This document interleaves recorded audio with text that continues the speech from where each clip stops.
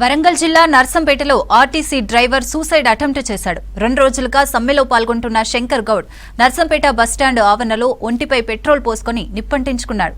గమనించిన తోటి సిబ్బంది, పోలీసులు వెంటనే మంటలను ఆర్పారు.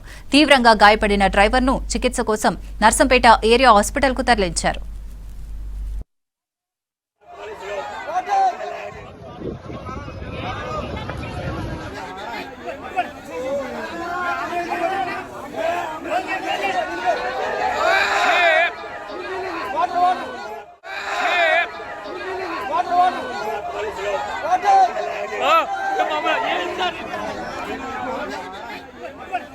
డ్రైవరు మరి కోలా శంకర్ గౌడ్ ఈ రోజు ఆత్మహత్య ప్రయత్నం చేసిండు పెట్రోల్ పోసుకొని.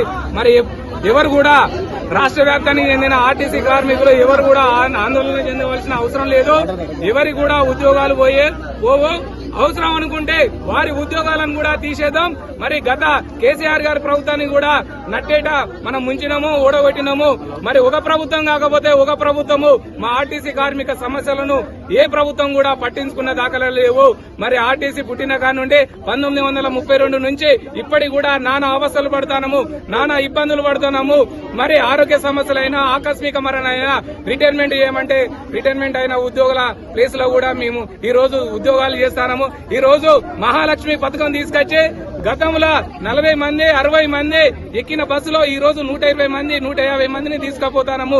మరి కండక్టర్ల ఉద్యోగాలు ఈ రోజు 1000 మంది కండక్టర్ల ఉద్యోగాలు కూడా పోయినాయి. మరి ఏంది ఇది? రేవంత్ రెడ్డి గారి ప్రభుత్వం ఏం చేస్తాంది? ఎన్నో చేస్తాను అన్నాడు కాదు. కార్మికుల మనసులో ఏముంది, కార్మికులు ఏం చేస్తారో, ఏం ఉద్యోగాలు చేస్తారో అనేది కమిటీలు అవసరం లేదా? ఏదో కాలయాపన చేస్తారో.